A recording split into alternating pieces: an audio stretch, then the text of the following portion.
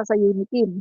Pero magmula nung nalaman ko na traidor pala ito, no? Si Sara Duterte pala isang traidor at hindi pala siya nalalayo sa ugali ng kanyang tatay at masahol pa pala. So simula noon ako po ay kumalas na sa Uniteam. Kasi hindi ko matatagalan na magsuporta sa isang traidor na tao na nakangiti sa harapan, ginagawa pa siyang caretaker ng bansa natin, pagkatapos sinasaksak na pala niya sa likod ang ating Pangulo, no? So kami po, solid, no? From Mindanao, solid Marcos from Mindanao, mga kaibigan, no? Solid Marcos po. Ang Mindanao po, solid Marcos po kami, no? Yan. Okay. Yan po mga kaibigan, no?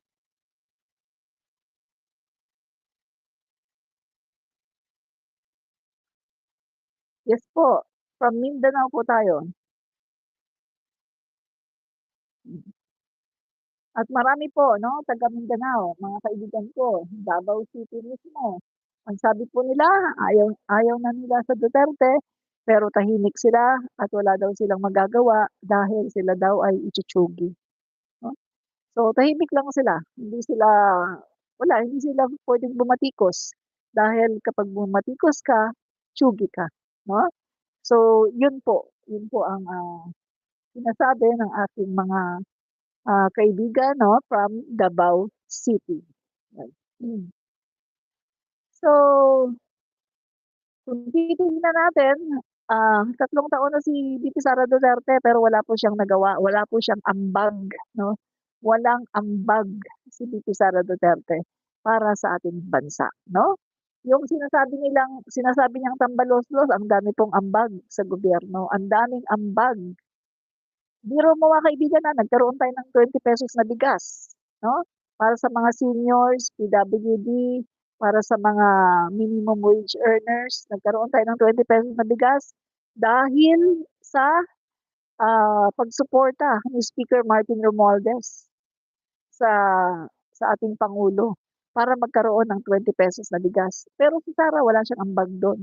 Walang ambag si Sara. Ang ambag ni Sara paninira sa gobyerno, 'di ba? Yung zero billing, guys, yan din sinuportahan ni Speaker Martin Romualdez. Kaya ngayon, zero billing lahat ng mga DOH hospitals. Sa panahon ni Duterte, wala yan. Ngayon lang po nagkaroon ng ganyan, no? Talagang zero billing, talagang zero, wala kang babayaran, no? Sa panahon ni Duterte, kahit COVID-19, walang ganyan, no? Grabe. So, ang dami pong ambag mga kaibigan, no? Ang daming ambag ng Marcos administration, napakadami at ang ganda na po, no, ng ekonomiya natin. Talagang kita niyo nga mga kaibigan, mga liblib na lugar, Tawi-Tawi, Siloe, meron ng mga electric at tuwang-tuwa yung mga estudyante natin. Meron pa silang free wifi at talaga namang pinaganda ang edukasyon ng ating bansa, no, mga kaibigan. Panahon ni Digong nagawa ba niya yan? Hindi nagawa ni Digong yan kasi nag-focus lang siya sa war on drugs na sila-sila lang naman din ang nakinabang at pinagtiyutsugi ang mga Pilipino, 'di ba? Yan po ang katotohanan. Alam niyo masakit talaga ang katotohanan, no? Pero yan ang totoo, 'di ba? Masakit ang katotohanan, pero yan talaga ang totoo, no? So wala po tayong magagawa. Yan po ang katotohanan. Lina Mixed Vlog, good afternoon po ma'am. Good afternoon din po sa inyo. Ruiski Alegre, more power po ma'am. Same with you, no? More power. Okay. Okay?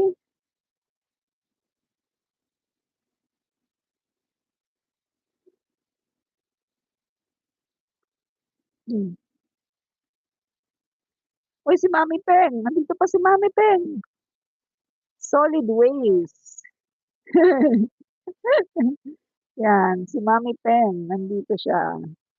Maraming salamat sa pag-drop by, Mami Peng. Yan, salamat po. yan, yan. So, mga kaibigan 'no, ang daming, nagagawa ngayon ng, administrasyon nito. Hindi katulad nung last administration na, sasabihin tatapusin ang korapsyon, ang, kriminalidad, ang droga 3 to 6 months, pagkatapos anong nangyari? Wala. Ma'am Peng, kinig lang. Ay, salamat Mami Peng. Naku, kanina pa dito nanggagalaiti ang mga DDS 'no, at ako talaga ay kanilang, dinudumog sa comment section. Pero wala naman akong pakialam sa kanila, dahil ako nagla-live ako dito para expose ang katotohanan, kaya wala akong pakialam sa kanila 'no. Masakit talaga, ang katotohanan ay masakit, pero kailangan natin itong, ilabas 'no. Ang sabi naman ni, Lovenia Bonger, screenshot niyo na ang mukha na 'to. Ay my God, my goodness, hindi niyo na kailangang screenshot dahil yung mukha ko ay talagang nakahambalang sa lahat ng social media. Sa TikTok, aba, yung mukha ko ay daan ng daan sa mga newsfeed. Sa Facebook gano'n din, kahit saan nandun yung mukha ko sa social media. At yung mga video ko ay nagkalat dahil kinukuha din ng ibang mga tao at pino-post at shine-share at yung iba nire-repost. So hindi niyo na kailangang screenshot dahil nandito ako, admin Rich 'no, andito lahat ng mga social media. So, andiyan mag-subscribe na lang kayo sa akin ha, paki-subscribe at paki-tap na rin yung notification bell.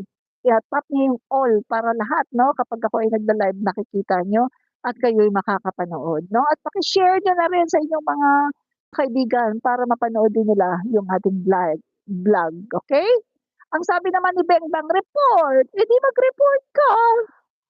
Tingnan natin, mag-report ka. Nung hindi pa ako nire-report, eh, ang dami ng report, eh. Kung titingnan natin mga mahigit 1,000,000 na, report kayo ng report, hanggang ngayon nandito ako.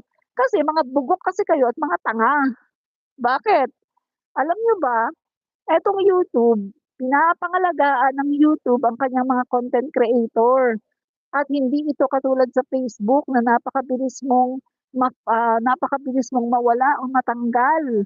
Dito sa YouTube hangga't hindi ka lumalabag sa community guidelines katulad ng pagpo-post ng mga about terrorism, about, illegal na mga gawain. Alam niyo yung mga gano'n-gano'n, hangga't hindi ka naggaganon 'no, gumagawa ng mga ganyan, pati yung mga pag-aabuso sa mga bata, hangga't hindi ka gumagawa ng mga ganyan at naggagawa ng mga ganyang content na pinapakita mong mga ganyan, aba hindi ka naman matatanggal sa YouTube, dahil protected po ang mga content creator.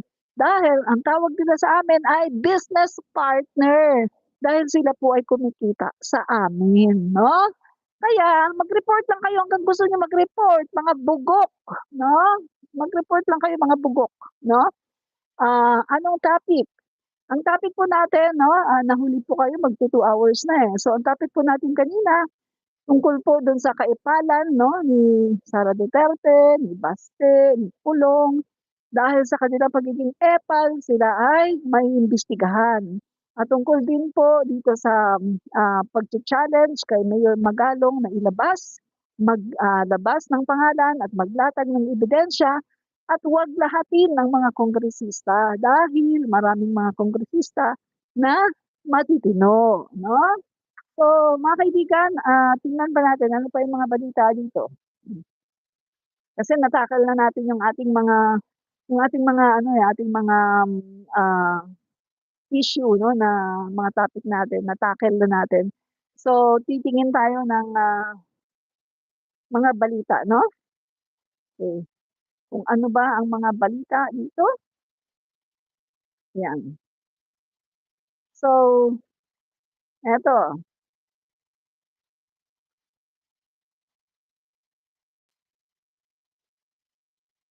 mhm,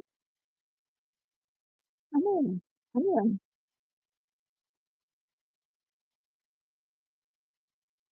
Okey.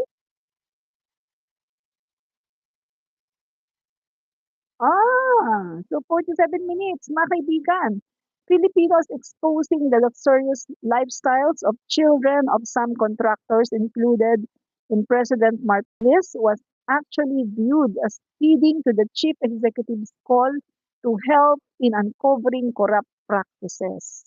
So mga kaibigan, no, eto nga po pala guys, eto yung napanood niyo po ba yung sa TikTok po kasi mga kaibigan, meron pong mga content creator no sa TikTok na mga anak ng mga contractors no na nagpapakita po ng kanilang labis-labis na karangyaan sa kanilang mga lifestyle no everyday lifestyle nila.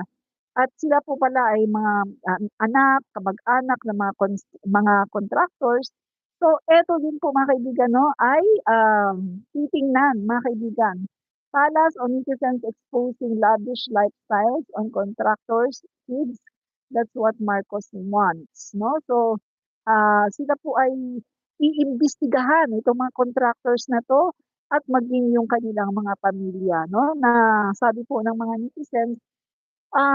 Diyan ba galing yung inyong mga kalabisan, yung mga ginagawa niyo na mga grabeng mga pinapakita niyong mga travels na milyon-milyon ang halaga ng bags, grabe mga kaibigan 'no. So ito po ay, titingnan 'no ng ating pangulo mga kaibigan. Ito po ay iimbestigahan 'no. Hmm, okey. So tingnan po natin mga kaibigan 'no, Malacanang on Friday said it is awaiting a positive response from former Philippine National Police. Kasi po mga kaibigan, ito pong si ah, General Nicolas Torre ay inooperan, no? Inooperan po ng Malacanang ng isang napakatindi na posisyon na siya lang ang pwedeng gumawa. Matindi mga kaibigan. Kailangan ng tapang, kailangan ng talino, ng strategy, kailangan ng isang General Torre. Siya lang talaga ang makakagawa nito. So yan po ang naghihintay ngayon mga kaibigan na posisyon ni General Torre na sana po, sabi nga po ni si Claire Castro, sana ay kanyang tanggapin, 'di ba? So, eto naman ang sabi ni ano, ni Inday Lustay, mga kaibigan. Sabi ni Inday Lustay, libreng advice sa administrasyon. Inudyukan ni Vice President Sara Duterte ang administrasyon na mag-ikot sa iba't ibang bansa para matutuhan ang best practices na tutuldok sa problema sa baha. Anong dapat ginagawa natin? My God, my God. Coming from you pa talaga ha. Coming from Inday Lustay pa talaga ha. My God, look, mga kaibigan, ang tatay niya 6 na taon naging presidente. Ang Pilipinas ay nalulunod sa baha sa panahon ng tatay niya. Anong ginagawa niya? Bakit hindi man lang niya in-advise sa tatay niya kung anong gawin? Samantalang ang pangulo natin ngayon 3 years pa lang. Yung tatay niya natapos na sa 6 na taon my God! At yung Davao City, 1987 sila na ang namumuno hanggang ngayon. Duterte pa rin ang namumuno sa Davao City. Pero lalong lumalaki ang baha. Kaya mga kaibigan, walang karapatan si Inday Lustay na magsalita pagdating dito dahil wala siyang credibility na magsalita tungkol dito. My God! 6 na taon ang tatay niya naging pangulo, lumalangoy sa baha ang mga Pilipino. At ang Dabawenyo, lumalangoy sa baha ang Davao City. 1987 sila na ang namumuno. Ang kapal naman ng mukha ni Inday Lustay para magsalita ng ganyan. Super kapal ng kanyang mukha. Wala siyang credibility. Grabe mga kaibigan, di ba? So sabi pa niya, guys anong dapat ginagawa natin? Tinatanong natin ang Filipino community, ano ba yung nakita ninyo? Ano ba yung pangarap natin para sa ating bayan? Saad niya sa isang panayam sa The Hague nitong Huwebes, August 28. My God! Naka-6 na taon yung tatay mo. Hanggang ngayon, hindi mo pa rin alam kung anong pangarap ng mga Pilipino. Slow, napaka-slow mo naman. Napaka-slow mo naman, Inday Lustay. Grabe, no? So, sabi pa niya, Ano ba yung doable doon sa ating bansa na best practices galing galing sa sabihin na natin sa Kuwait, sabihin na natin sa Australia, sabihin na natin sa Netherlands, dagdag pa niyo. My God, anong klase 'to, hindi marunong magsalita, guys, 'no? Hindi siya marunong mag-organize ng kanyang thoughts, mga kaibigan. Pati sa pagsasalita, parang grade 1, kinder, no? Grabe. Sabi niya, ano ba daw yung doable? My God, 6 na taon ang tatay mo na naging presidente. Hindi mo lang naisip yan. Hindi mo ba na-advise sa tatay mo yan para sana ay natapos na yung baha sa Pilipinas? Ang tatay mo sa kanyang administrasyon nakatapos daw ng 13,900 plus na mga flood control projects. Anong nangyari sa 13,900 plus na flood control projects ng tatay mo na ginastusan ng hundreds of billions? Bakit ganun? At yung syudad ninyo, no, Davao City, 52 billion. Bakit hanggang ngayon ay talagang bumabaha pa rin? Anong nangyari? Nailustay. Nailustay na ba ang mga salapi?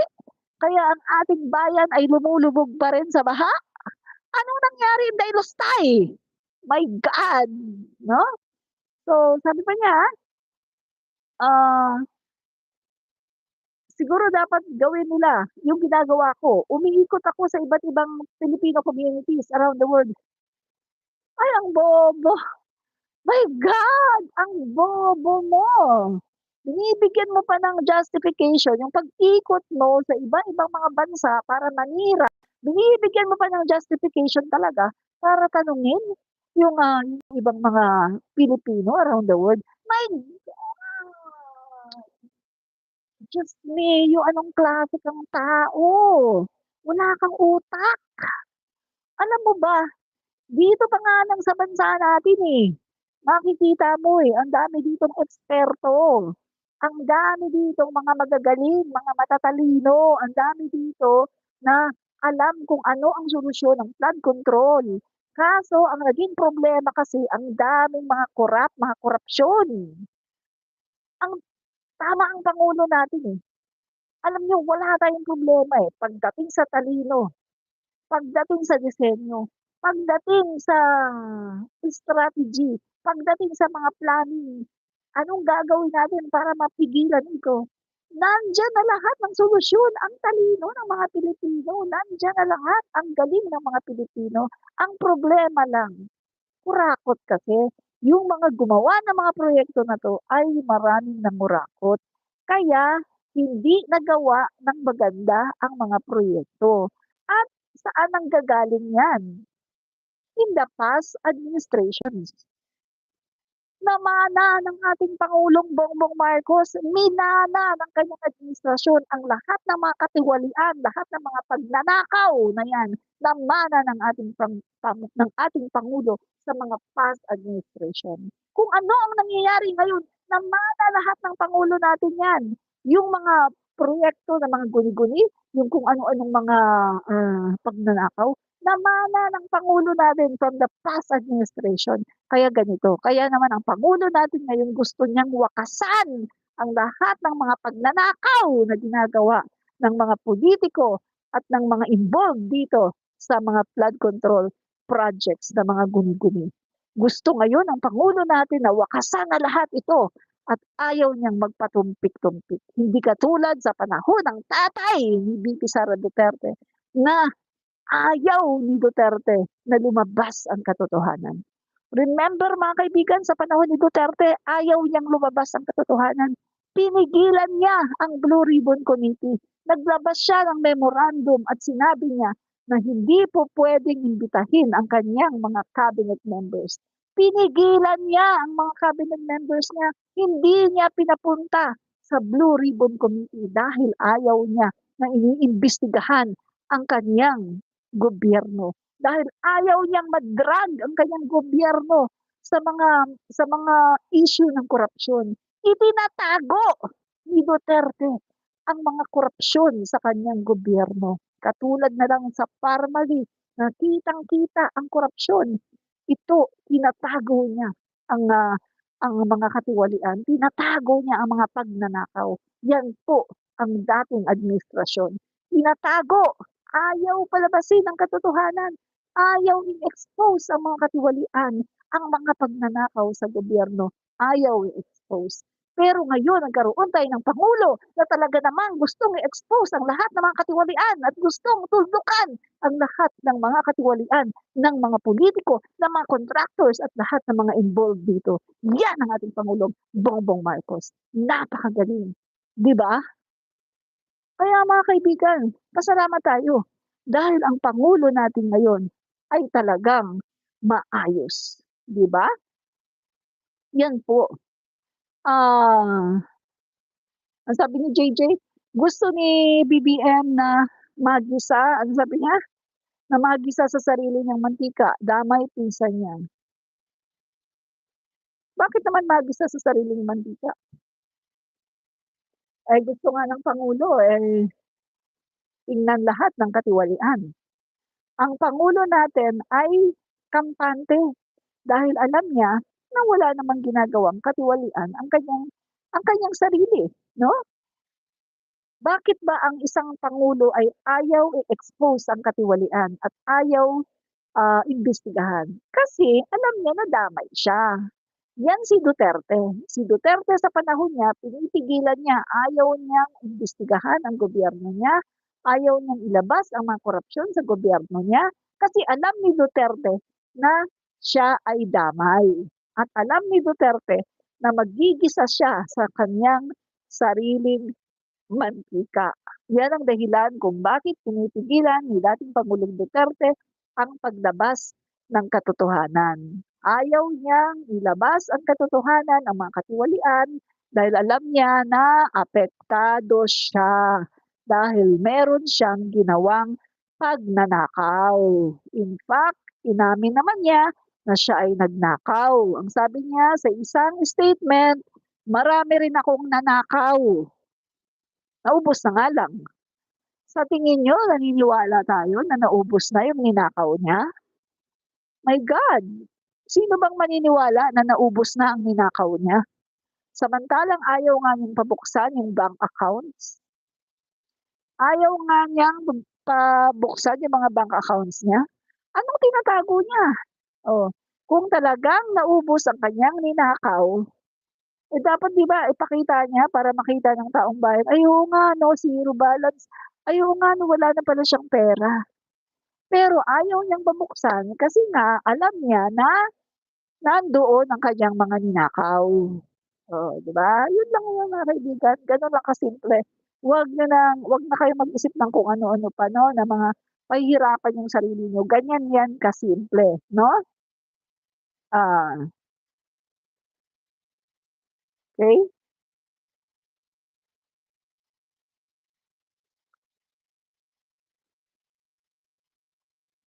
okey.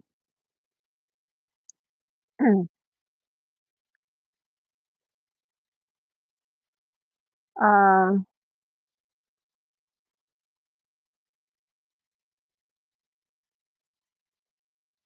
ano, wall sa Davao River mula madugtong.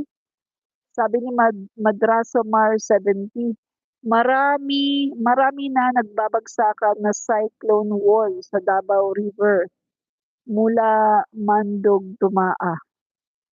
O nagbabagsakan na daw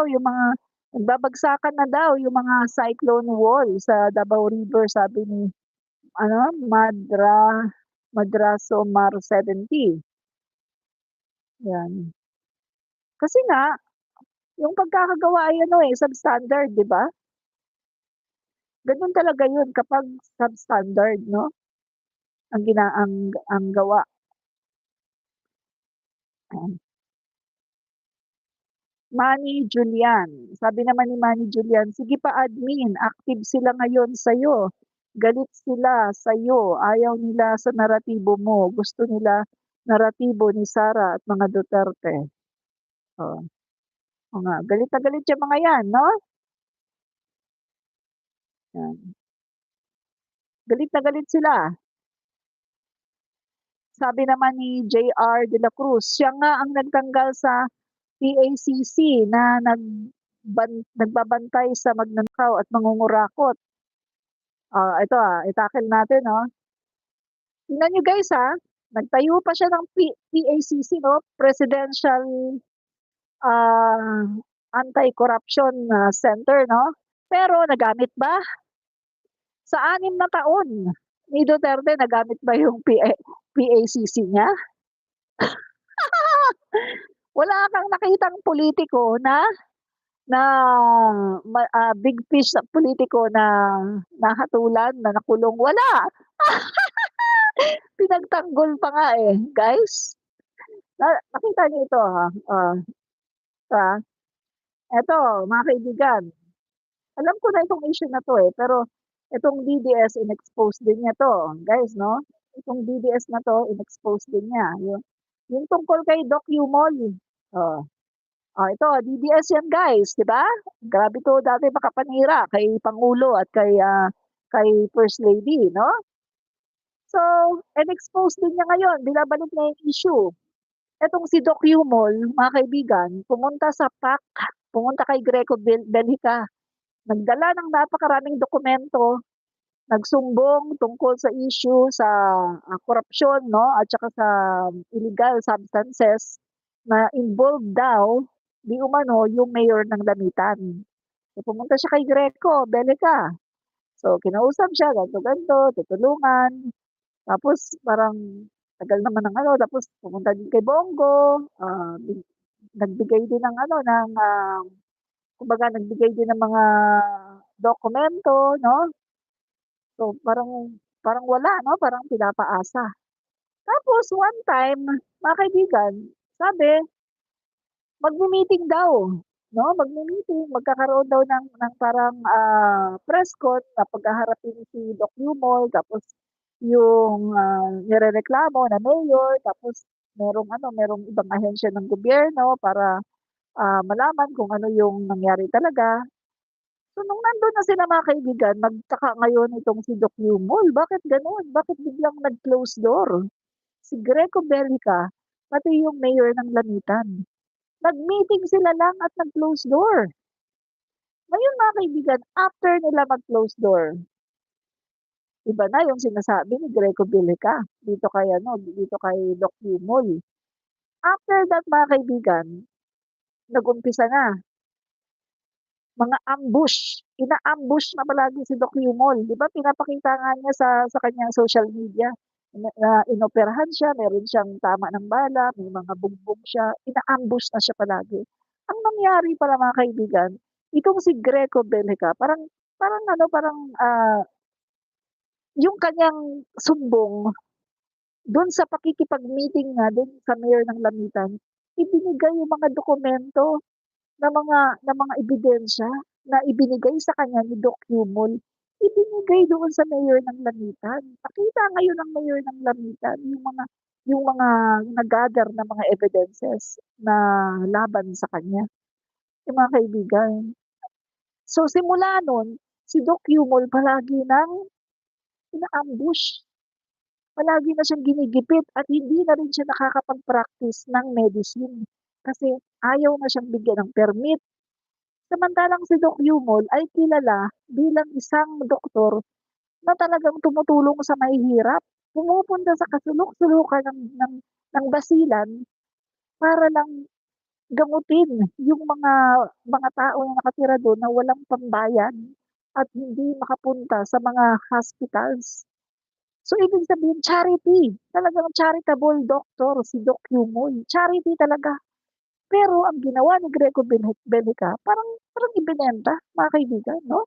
Nakipag-usap sa mayor, outside si Doc Yumol, pagkatapos nun parang wala na yung kaso, wala nang naasahan si Doc Yumol. Ginigipit pa siya, palagi pa siyang ina-ambush. So, ang nangyari, yung tao nakita niya na hopeless kasi ano, kinakampihan, ng Duterte administration, yung mayor ng Lamitan kasi PDP laban. PDP laban yung mayor ng Lamitan, kinakampihan nina Greco Bellica ng Duterte admin. So nakita mga kaibigan na Etong itinayo ni Duterte na presidential anti-crime, anti-crime and corruption ba yun, mga kaibigan? Walang kwenta. Hindi pala siya magagamit kapag ikaw ay magsusumbong tungkol sa korupsyon, kapag kanilang kaalyado, hindi pala magagamit siya. Dahil hindi nila iimbestigahan kapag kaalyado.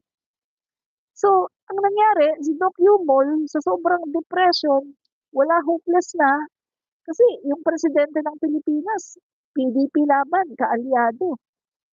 Nagsumbong na siya't lahat. Walang nangyayari. Palagi pa siyang na-ambush. Gusto siyang ipatsugi. So, anong nangyari? Inilagay niya ang batas sa kanyang kamay. Pinuntahan niya sa isang university na kung saan uma-attend ng graduation itong mayor ng Lamitan at doon niya niratratan. Hopeless siya. Hindi na siya nakapag-isip ng tama. Kaya yung sinasabi nila na PAC, walang kwenta yan. Tinayo lang ni Duterte para lang masabi na gusto niyang labanan ang korupsyon, but in reality, walang kwenta. Hindi nagamit in the time of Duterte. Pero ngayon, sa panahon ni PBBM, pag-upo ni PBBM, tinanggal niya, pero kita niyo naman, lumalaban sa korupsyon ang ating Pangulo. At sa pagkakaalam ko, ay itatalaga si General Torre anti-corruption sa isang anti-corruption na task force, no? So, wala pong kwenta yung PAC ni Duterte dati. Hindi po nagamit. Wala ni isa na masasabi mong malaking politiko na nakulong, na hatulan. Wala. It's a show. To show off lang. Para lang masabi na meron siyang anti-corruption. But in reality, wala siyang kwenta. Yun po ang nangyari, no? Doc Yumol. Ano pa? Digamo. Oh. Eto pa lang si Janice Digamo, panay na ang sumbong kay Duterte. Panay na ang punta kay Duterte tungkol dito sa ginagawa ni Tibes, no? Ganyan, yung mga pang-aabuso. Ang dami na palang mga complaint about Arnie Tibes at sa kanyang pamilya. Ang dami na palang complaint. Pero hindi nagpa-prosper kasi kaalyado ng mga Duterte. Tingnan niyo ang nangyari. Dumating pa sa time na nagkaroon pa ng massacre at namatay si Governor Digamo. Dahil sa kapabayaan ng Duterte administration. Wala pong nagawa ang Duterte administration pagdating sa korupsyon. Kasi ang mga kaalyado nila na sinusumbong, ayaw nilang paimbestigahan. Real talk lang tayo dito. Wala tayong personalan, wala tayong pagsisinungaling. Real talk lang tayo dito. Ang mga kaalyado ng mga Duterte, ayaw nilang paimbestigahan. Sinasalba. Tingnan mo ito pa isa, Michael Yang. Along the investigation, nakita na si Michael Yang ay sangkot sa mga illegal na mga gawain. At meron pa di umano mga laboratory ng shabu. Anong ginawa ni Duterte para iligtas si Michael Yang? Inappoint niya, ginawa niyang economic advisor. Anong sabi ni Asierto? Naku, ginawang economic advisor si Michael Yang. Guarded na siya ng mga presidential guard. Paano pa namin yan iimbestigahan? Kitang-kita sinalba ni Duterte. Pagkatapos, binaliktad ni Duterte at kanyang sinabi in public na si Asierto daw ay ganito. So pinapahuli niya si Asierto. At yung mga kasamahan ni Asierto na nag-iimbestiga din, pinatsugi. Diba? Si Asierto lang ang nakawala dahil nagtago siya. Matinik ang pagtatago. Si Las Cañas, kaya din si Las Cañas buhay pa dahil nagtago din. At si Matubato. nagtago, nagpaampon sa mga pari. At yun, nalaman ni Pinoy, panahon pa ni Pinoy, no? During Pinoy's time, eto pala si Matubato ay ibinilin ni Pinoy. Ibinilin, no, na alagaan niyo yan kasi witness yan, ganito, ganyan. Kaya si Matubato ay nakatakas. At ngayon, nasa dahig na siya at siya ay mag-witness sa crime against humanity ni Duterte. So ngayon, meaning to say, yung ginawa ni Duterte na PAC na sinasabi niya na bakit tinanggal ni PBBM ay napatunayan natin na wala palang kwenta. Dahil sa panahon ni Duterte, kitang-kita natin ang mga ebidensya kapag kaalyado, kahit na ang daming ginawang kasamaan, hindi pwedeng imbestigahan kasi kaalyado. Yan ang pangit sa Duterte administration. Walang hustisya. Kapag kaalyado ka, kahit masama kang tao, masama kang politiko, walang imbestigasyon kasi kaalyado ka eh. Ngayon kay PBBM, hindi ganyan. Kaalyado ka man, sibak ka. Kaalyado ka man, kakasuhan ka. Kaalyado ka man, kulong ka. Dahil ang ating Pangulo ay patas, may takot sa Diyos, may paggalang sa batas ng tao, at sinusunod niya ang ating constitution. Yan ang ating Pangulo, Bongbong Marcos Jr. Diba? Uy, ang haba na pala ng ating vlog, no? Haba na mga kaibigan ng vlogs natin, no? Oh, nandito pala si Kamikanico Mix TV. Salamat, Kamikanico Mix TV. Robert Alejandro, hello. Hello po sa inyo, no? Robert Alejandro. Lime Anderson, hi ma'am, good afternoon. Good afternoon din po. Estrella Thomas, laban lang ma'am. Ay, opo, hindi tayo susuko dito, no? Fight fake news, expose the truth. Hindi po tayo susuko hanggang kamatayan, no? Okay.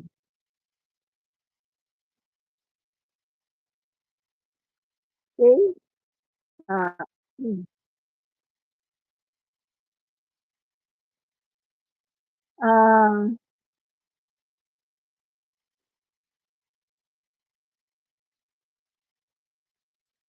hmm.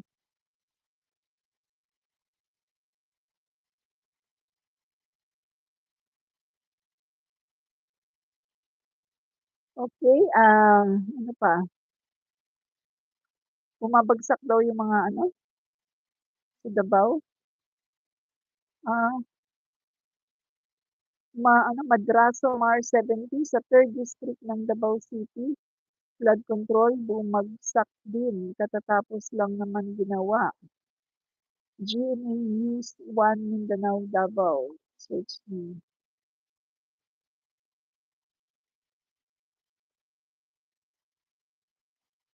Hmm, okay.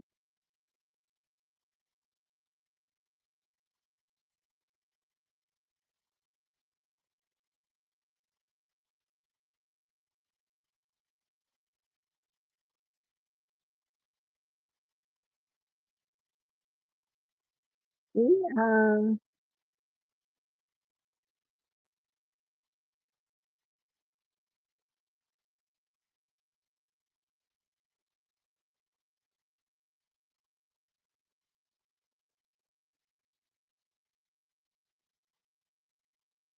okay. Hmm.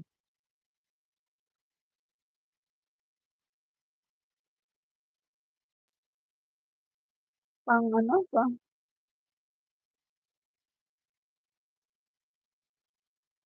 sabi naman ng isa, si ano, lagi ngang bumabaha sa Davao City. Hmm. Ay, opo, may balita po 'yan 'no, na lagi talagang bumabaha sa Davao City. Hmm. So, ang tanong, nasaan ang 51 billion ni Pulong, 'no? Nasaan po ang 51 billion ni Pulong? Bakit patuloy na bumabaha sa Davao City, 'no? So, mga kaibigan, off na natin 'no, at babalik na lang tayo mamaya sa bagong live natin at bagong topic 'no. Marami pong salamat sa lahat ng mga nanood. Mga kaibigan, abangan niyo ulit ako mamaya for another topic. Ito po si Admin Rich, Fight Fake News, Expose the Truth, Admin Rich Komentarista. Nasa Facebook din po tayo 'no. Type niyo lang Admin Rich, lalabas na po ako 'no, Admin Rich. Admin Rich, wala pong space magkarugtong po yung admin tsaka Rich, magkarugtong, Admin Rich 'no. So, lalabas na po ako 'no, so paki-follow na po 'no. Pakita ko sa inyo yung picture 'no, yung picture ko dun. Eto po ang picture ko dun, 'yan. Yan po, Admin Rich 'no, 'yan. Minsan lalabas yung ibang Admin Rich, meron akong Admin Rich TV, Rich Admin TV, ako rin po yun, pero mga backup accounts ko yun. Ito po yung aking, original, Admin Rich, 'no? So, 'yan. Ang akin pong, profile picture ay yung nasa Radyo Pilipinas ako 'no, 'yan, profile picture ko. So, maraming maraming pong salamat mga kaibigan 'no. So, hanggang hanggang diyan na lang muna tayo mga kaibigan 'no, at tayo po ay